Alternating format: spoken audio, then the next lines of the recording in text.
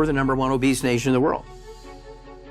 The medical theory is that people are obese or overweight because they eat too much, they don't exercise enough. I mean, there's 2 fitness centers on every corner in every street now.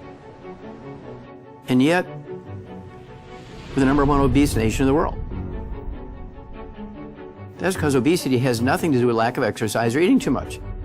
His greatest impact on our world is just helping people understand the benefits of better nutrition. Dr. Wallach has always wanted his mission to be why you should understand that your foods do not carry all the nutritional supplementation that you believe they carry. The work that he has done for 50 years, it was based on the foundational, fundamental nutrients that your body needed. What the deficiencies of those nutrients actually meant and how they all tied together to create an entire pathology of disease and illness. Nothing changes in Dr. Wallach's mission. It is change the world through nutrition. If something is illegitimate, false, he calls it out, even if it means alienating the entire medical community. He doesn't care. He cares about the truth. He is so brilliant when it comes to nutrition and understanding nutrition and the need for supplementation at the cellular level. I realized when I was 9 years old as a kid that nutrition played a great part in diseases that even doctors didn't know what to deal with. And that's how this all started.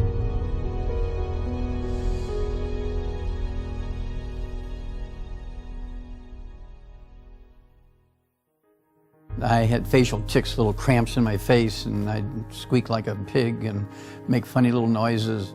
And it got worse and worse and worse. By the time I was 9 years old, I was truly disabled. And my mother took me to, quote, the best doctor. And she said, I can't find anything wrong with him. So the next day in school, everybody else went to lunch. I went to the library and I found a nursing book. So I just started in the index under A's and went through it. And it said it's a calcium deficiency. I had chores on the farm, including feeding some alfalfa pellets that were enriched to little bull calves. And I would read the little analysis tags on the bag. And it had minerals, including calcium. And ran right to the barn and began to eat handfuls of these little alfalfa pellets myself. In 2 weeks' time, I was cured. And so when I was 9 years old, I knew there was something to nutrition. When I graduated high school, I went to the University of Missouri. I got accepted into veterinary school first try. And by 1961, I was doing graduate work in pathology, doing autopsies on animals, going for a PhD in pathology. He also studied comparative pathology, which meant comparing humans and animals and the pathology that they either shared or didn't share. And back then it was almost unheard of to be able to research back and forth between humans and animals and the things that they did share in terms of environmental impact, pollution, diseases. And in 1961, I ran into the first recognized mass die-off in pollution in America. I'm only 21 years old, I'm a graduate student. I recognized it, did all the chemistries, got it prepared for publication, and got it published. I gave Marlon Perkins, the old Mutual Omaha Wild Kingdom show, a copy of it. Because I had worked for him. He was a good friend and a mentor. Marlon Perkins was, at that time, the zoo director of the St. Louis Zoo, and he mentored my father and helped him get into veterinary school. Because of his pathology and his veterinarian, he had a different way of looking at challenges that the average person didn't.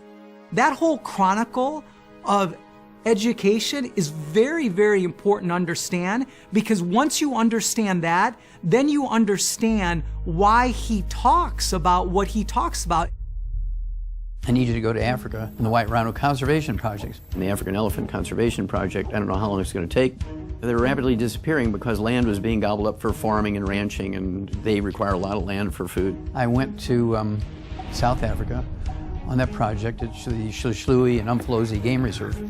Now, you have to figure out how to tranquilize these things. Put the darts together, and we kind of crawl through the grass. I had to be within 10 yards to these 6,500-pound rhino that want to kill you. And so I figured if I shot him in the rump, I could get him to run away, as opposed to shooting him in the front, then they charge you. I spent 2 years on that project, caught over 200 white rhino, about 50 black rhino, and over 100 African elephants. So if you see a white rhino in a zoo or a wild animal park, it's either one that I caught or offsprings of one I caught. Today there's 10,000 white rhino in the world, as opposed to 400 than there was back in 1965. I'm so very proud to have been in on saving the species. This was my middle daughter who was born in Africa. I delivered her out in the bush of Africa, and this is a white rhino pelvis that she was kind of sitting in just for something to think was kind of cute and laugh at. Catching rhino, catching elephant, living off of the wild game and fishing in Africa. It was just really a great life for a young fellow. I was prepared to stay there forever at that point. The heck with academics. Perkins sends me another letter and says, I've got a big grant from the National Institutes of Health to study pollution as a cause of birth defects and degenerative diseases, and you wrote the first paper on a mass die-off in America from pollution. The big zoos in the United States, we're going to use the zoos as the canary in the mine, because there's bound to be a species at the zoo that's sensitive to pollution, like humans. And you'll do pathology and autopsies on humans as well as the animals. So I went back to Washington University in St. Louis. This was called the Center for the Biology of Natural Systems. It was the St. Louis Zoo in 1967. It was a 10-year project, did 20,000 autopsies, 17,000 some change of over 454 species of zoo animals and 3,000 human beings. It turns out the pollution has nothing to do with causes. All deaths from natural causes are caused by nutritional deficiencies, but nobody had done 454 species until my project.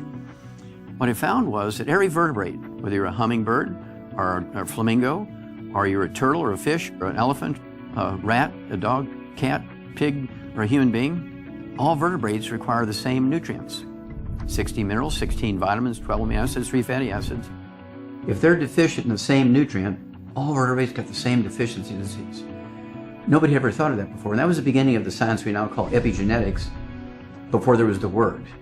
These 20,000 autopsies and all these chemistries and slides went into a 1,200-page book that sold for $140 back then. It had never been a book like it before. The disease of exotic animals, of course, is one of my great treasures because it represented the 10 years of actual work. It was in the Smithsonian Institute as a national treasure.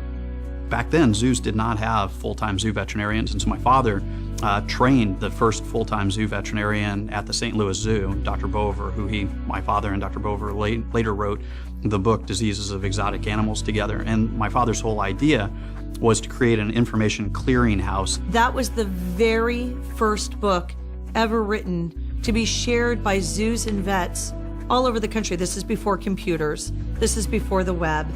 But I moved to Chicago and worked as a pathologist at the Brookfield Zoo and Lincoln Park Zoo, the Shedd Aquarium. Moved from there to the Jacksonville Zoo and the Memphis Zoos as a pathologist. My father's impact in terms of helping animals and his passion around zoos was expanding on the idea of open-air zoos. In the early 1900s into the mid-1900s, zoos were really places that had cages and caged animals. My father's work and impact had a lot to do with creating these open-air zoos, which you see today. A great example of that is the San Diego Wild Animal Park, where the animals roam free and where the animals didn't know they were actually caged. Growing up with my father obviously was interesting. You know, as a young boy, we would move from city to city and initially zoo to zoo. I kind of thought it was normal. I thought everybody grew up in zoos. You know, I kind of had free reign and free run, a variety of zoos. I knew everybody knew me. I was, this young little kid, Dr. Wallach's son. And so it was fun growing up, around the zoos. I was approached to go to Atlanta, Georgia and work at the Yerkes Primate Center with the primate colony there that NASA was working with to send monkeys into space and so forth. Marlon Perkins put my father on this path early on. That's ultimately what led to my father making the discovery many, many years later of cystic fibrosis, working as an assistant pathologist at the Yerkes Primate Center, doing research on primates in particular to further human science and human health. And ultimately, that's what changed my father's direction really towards human health. There was always that piece behind me looking for more information. Yerkes had many, many things. There's 5 of these regional primate centers scattered around the United States. In this particular one in Atlanta, Georgia, the Yerkes Regional Primate Center was being used to train and raise monkeys for NASA, for space travel. And again, it was my first year there. It was wintertime. All the people who'd been there for 15, 20 years left for the holidays. I'm the new guy on the block. I get left there by myself. Here it comes. I get a 6-month-old baby monkey. Came from a colony of 25 baby monkeys, all with different mothers and fathers, so they're not genetically related whatsoever. For 6 years, before that monkey died, every month, the parents, the mother and father of each of these baby monkeys, they would take a blood sample and put it in the freezer. So I had 6 years worth of monthly blood samples from the parents of these 25 monkeys. I mean, how perfect is that? Did everything, found the one nutrient that was missing. Hadn't been missing in the other ones before this group, but after this group, that nutrient was missing. That's why these monkeys got cystic fibrosis. It's the first non-human case of cystic fibrosis ever diagnosed in a primate, or any animal for that matter. I mean, I was excited because this is really going to help us with research to help kids with cystic fibrosis. So I had this paper all ready to go, had all the data. I had all my microscopic pictures. I had all the chemistries that I'd done, all those saved blood samples. I had the biopsies from the 24 living ones. I got it all prepared. I'm so excited. I took it to the head of the Yerkes Primate Center, and then I took it to the head of the medical school at the Emory University there. I said, I'm ready for publication here. I want you to review everything. And they fired me because they said, oh, it's a false series. When my father discovered this case of cystic fibrosis, anything to do with animal research was a hot potato, and anything to do with primate research was an extra, hot potato. And my father's discovery and belief back then, which is the same today, is that what led to the death of that infant monkey and led to cystic fibrosis occurring in that monkey was a nutritional deficiency. They didn't know what they didn't know, and they were feeding them a traditional diet of monkey biscuits and saturated oils and things like that. And my father's point was that the monkey in question and others were deficient in key nutrients, selenium being one of them, vitamin E and riboflavin being others. Information is power. He wanted the world to know this information. They wanted to keep that quiet, and so, or it seemed. My father was willing to tell anybody.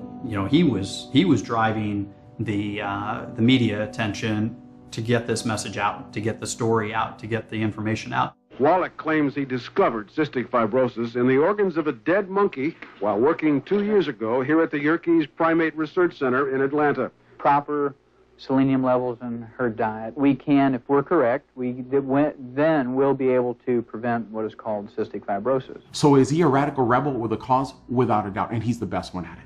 Dr. Wallach has really put himself in a position to take on a lot of arrows. He wasn't worried about popularity. He wasn't worried about what other people thought.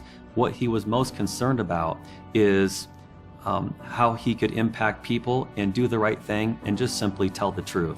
He has this belief and this knowledge, 50 years of scientific research. And I already know for sure, I don't care if he gets knocked down another 20 times. He will get up that 21st time. I've seen my father deal with a lot of blows that would cause most people to just curl up in a ball and quit.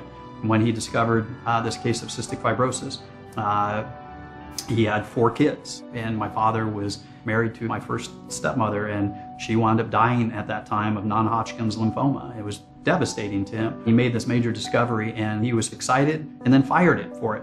And so they took all that away from him, and he was faced with having to support us 4 kids, bury his wife, and move forward. That's when ultimately, within a year, I knew I had to become a physician so I could treat these kids because they weren't going to do it. There's a disconnect with the medical system. The medical system has failed us very badly. They believe your genes are going to do their thing regardless of what you eat or don't eat. They think if you have bad genes, your bad genes are going to do what they're going to do regardless of what you eat and what you don't eat. Well, in the animal industry, we're able to show very clearly that I could take an animal with type 2 diabetes and give them the nutrients, and in weeks it'd be gone. I've been doing the same thing in human beings for over 40 years now as a naturopathic physician. In order to become a naturopathic physician, you have to do 4 years of pre-med, 4 years of naturopathic medical school, about 1,000 hours of clinical supervision. You have to pass national boards, you have to pass state boards, you have to secure a license to practice medicine and pursue continuing education credit every year. However, the distinction between naturopathic medicine and what MDs practice, which is allopathic medicine, is that naturopathic physicians are taught therapeutics, the intention of which are to cure the condition. Allopaths, MDs, are taught therapeutics, the intention of which are to manage the condition. Most naturopaths, we focus on the body as a healing machine and recognize that if you give it the all-natural materials it needs, the herbals that it needs, and you take away from the body those things that are bad, that impact ill health, those are the things that we need to do to maintain good health. Your body's a fantastic healing machine. Let's give it the raw materials it needs. Your body knows how to fix itself, it wants to fix itself, it's trying to fix itself, and it's the holistic physician's job to support that. And nobody does that better than Dr. Wallach. At the end of the day, we are not drug-based beings, but we are vitamin-based beings, and mineral-based beings, and protein-based beings, and oxygen-based beings, and water-based beings. He believes in you taking your health into your own hands, and he wants you to have every bit of information you need to make a decision. You know, sir, I don't even know you, but I'm going to save your life. Do you know this will take 25 years off your life? Busted! Are you kidding me? The biggest misconception about Dr. Wallach is that he's just a quack, like he's just crazy. And he's like a heretic. They use these types of words, but they're using it not because of his knowledge. They're using it because of how he behaves. But here's the thing, it's no different than us. It's just that most of us, meaning 99.9999% of us, don't have a sense of purpose and mission like he does. And you want him that way, because the greatest leaders of this world have been that way. And they have been the ones who has been able to transform society and made an impact. I think rebels are passionate people, and Dr. Wallach certainly fits that bill. I think you have to have a little something burning in your heart if you're going to improve health around the world. His thought process is so forward that people sometimes think it's a little insane what he's saying, or that there isn't truth to what he's saying. But he proves everything with research. If people took time to really understand, then they would see how simple his message is and how much common sense there is in it. The first time I met Dr. Wallach, I really didn't understand him. I didn't know how to take him. And because I had never been involved with a person like that who was sincerely passionate about what he did. He's only seen as this man who's on a mission, traveling 350 days a year. Where's his personal time? Where's his family time? Where are all those things? But we make those moments count when he is home. And the misconception is that he's all about work, and nothing could be further from the truth. He really is about having a great life and having a very full life. I have 4 wonderful children, 8 wonderful grandkids, and 4 wonderful great-grandkids. They're all very healthy because they've been taking the 90 essential nutrients before they were conceived, all through the pregnancies they were developed in. And so I'm very, very proud of their good health. My father, he is like a child that never grew up because he's just constantly going, he's constantly learning. And we've all known children, they are excited about life, they go, go, go, go until they finally just collapse and, they just crash. And, much like my 10-year-old, he'll go and go and go until he just is exhausted. And my father still does that. If we just eat well, why do we need to supplement? If we just eat well, do everything right, why do we need to supplement? Well, this goes back thousands and thousands and thousands of years ago when the universal fuel was wood. And when you burn the wood, the carbon in the wood, 95 to 98% of what's left, that powder, or the minerals that they would put the wood ashes into the garden as a fertilizer. And then we ate the plants. Unknowingly, we were getting supplemental minerals by fertilizing with wood ashes. Well, this went on until 3 o'clock in the afternoon, Monday, September 4th, 1882. Thomas Edison pulled the switch on the first commercial electric generating plant. Within 10 years, every town, every municipality, and every city in the industrialized world converted from wood as the universal fuel to electricity. But they didn't know they were getting their nutritional minerals from wood ashes. How many minerals are left over every morning when you fuel your home with electricity? 0. We do have an organic, non-GMO movement. But organic fruits and vegetables raised in a soil that's nutritionally dead when it comes to minerals is still nutritionally dead.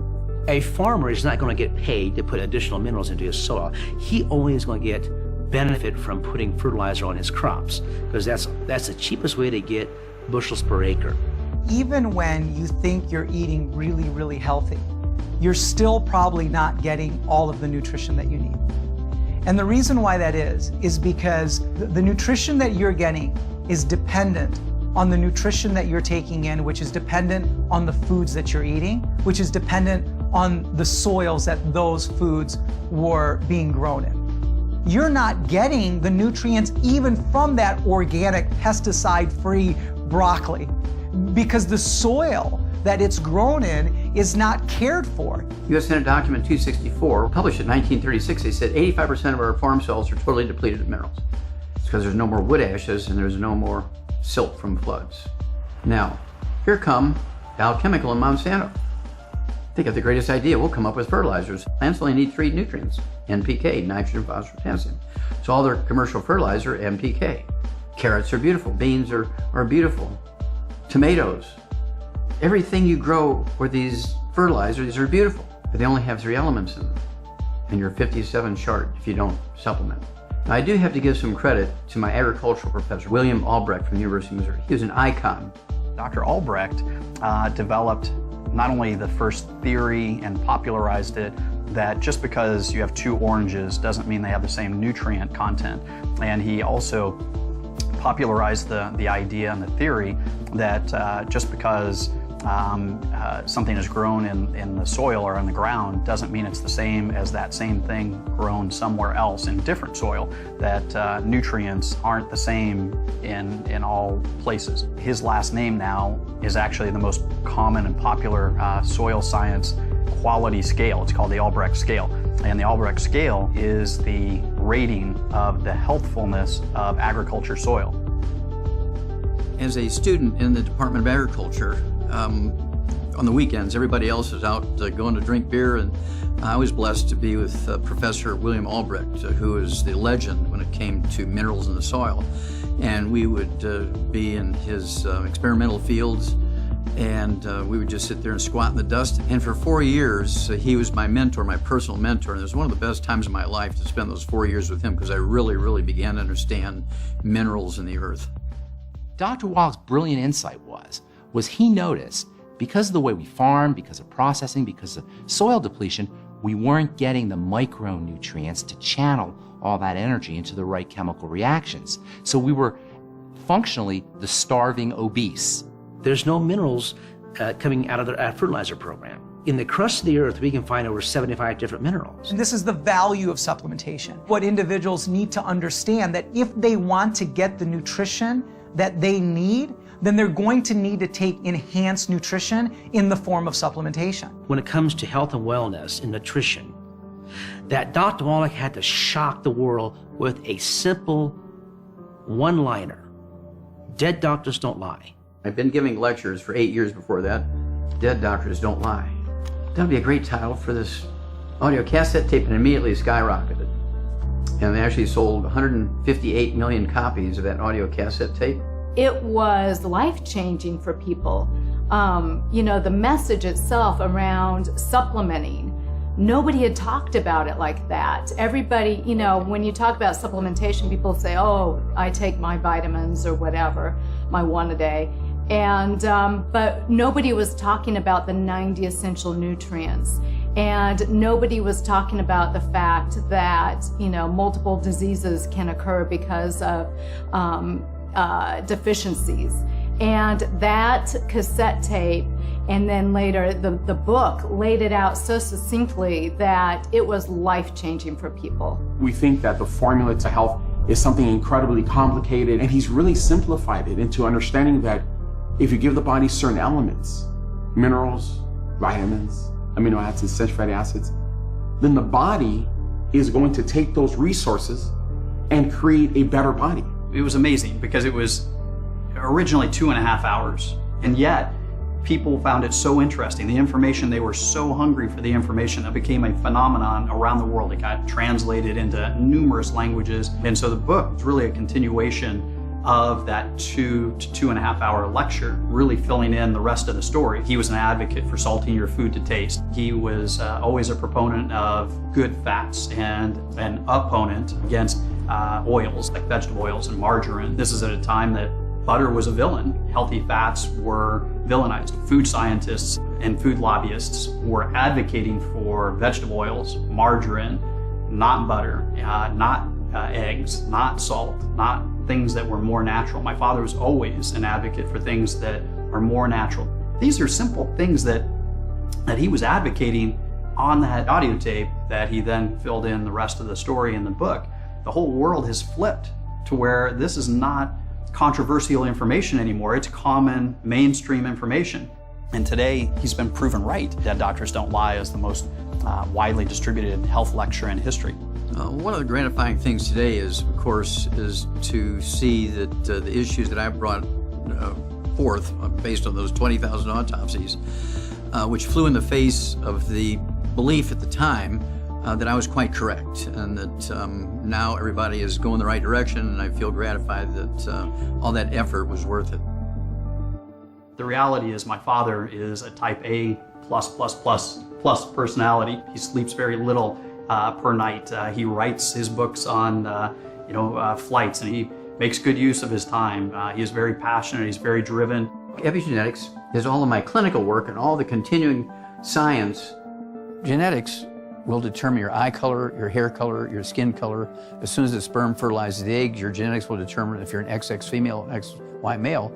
But there's an overextension of this exciting new field of genetics. It's epigenetics. That is how an environmental factor, including nutrition or the lack of nutrition, but also environmental factors like pollution and what a developing fetus encounters, whether it's lack of nutrients, adequate nutrition, chemical exposure, good clean water or bad water. Epigenetics is replacing genetics because epigenetics says that your genes, your DNA, your RNA, and your telomeres requires 16 minerals, 16 vitamins, 12 amino acids, 3 fatty acids, 90 essential nutrients. As I began to lecture around the world on the subject of epigenetics and starting to downplay genetics, this began to draw fire from the pharmaceutical industry, from the government, from the FDA. At the time, it was uninteresting. Nutrition was uninteresting to science and scientists in general. They were sure that genetics, that bacteria, that viruses, that pharmaceutical drugs held the answer, that DNA held the answer. DNA holds part of the answer. Today, epigenetics is the hottest topic in the field of scientific research because it holds the key. It holds the key to everything. But the challenge with epigenetics is that there are so many possibilities. He's never been tied to a certain set of research or a food company or a drug company or the dollar. He's just been committed to his heart and what he knew. The one thing that people should understand about Dr. Wallach is he is not going to be stopped. He's not going to be stopped by the FDA. No one wants to take on the FDA. No one wants to go through that battle. Dr. Joel Wallach has triggered a health freedom revolution in the United States and really around the world. The DeShay Act was actually a congressional act that stood in the way of doctors having the sole right to prescribe vitamins and minerals. Clinton Miller, who is the sort of cutting-edge person for the National Health Association, and Char Murphy and I, the three of us would collect petitions at our various events like 4 times a year. And we would bring these petitions to actual committees in Congress and say, hey, you can't make vitamins and minerals prescriptions. That's like saying you're going to make an egg a prescription item here. And so people have to have the right to get these things themselves without having to get a prescription from a doctor. Of course, doctors didn't like that. So they actually had charges brought against us and have people arrested. We were always chased by detectives and watched and so forth. Well, since 1994, when the DeShay Act was passed, there's never going to be a possibility where somebody's going to have to go to a doctor and ask for a prescription for vitamin A and vitamin C and selenium and so forth. And we're very gratified about that. And that, if anything's worth a lifetime's worth of work, that alone is worth it. So until DeShay was passed in 1994, supplement companies couldn't make disease risk reduction claims about their products or their ingredients. Our whole goal in enacting the health claim petition process, which is now available through the FDA, was to be able to educate consumers on the benefits of these nutrients and these products. With help of people like Jonathan Emore and certainly people like my father, this is now available to supplement companies to be able to file health claim petitions to be able to better educate the general public. consumers can read a label on a dietary supplement and understand what the product's good for and the science behind it. The Nutrition Labeling and Education Act, followed by the Dietary Supplement Health and Education Act, were indispensable to opening the door to health freedom in the United States. Without those acts' passage, it would have been very difficult to get where we are today. So some of the successes that have come about because of the First Amendment litigation and also the change in the statutory law are omega-3 fatty acids reducing the risk of coronary heart disease, folic acid reducing the risk of neural tube defect births, selenium reducing the risk of cancers, antioxidant vitamins reducing the risk of cancers, and on and on. So since the victory in Pearson versus Shalala, where we were allowed for the first time in American history to communicate the information that folic acid reduces the risk of neural tube defect births when in supplement form, the incidence of neural tube defect births in this country has gone way down. So when you submit the information around a health claim petition, it's not a simple process. It's very detailed. You have to accumulate all of the known science, the good, the science that doesn't necessarily support your claim, and the neutral science associated with the nutrients that you're submitting the claims for. Ultimately, we wound up working with Dr. Gerhard Schrauzer, a longtime mentor of my father's, the most notable and accomplished author and researcher of selenium information and research. We also, at the FDA's request, sent Dr. Philip Wenger, another professor very knowledgeable in trace elements, selenium in particular, as well as Jonathan Emord, to the FDA to educate them on the benefits of selenium and the science associated with the claims that we had submitted. Ultimately, the FDA approved our health claim petition and the associated claims, such as selenium may produce an anti-carcinogenic effect in the body and may reduce the risk of certain cancers. If there weren't Dr. Joel Wallach, for example, we would not have been able to produce these results. It takes a person who is a firebrand like Wallach to explode the barriers, blow them up, get them out of the way, because he's insistent on our rights. He's insistent on gaining freedom that will allow us to communicate this life-saving information. So once the health claim petition is authorized, we don't get to patent that information, we don't get to trademark that information. It's available to any company that has that particular nutrient in their products, and the whole goal was to educate the general public. It was not to patent that information or copyright it. It was to make it available to the general public and to help everybody with their health through that process. Our government and the medical system says our children will be the first generation of Americans that do not live as long as their parents. What a terrible projection.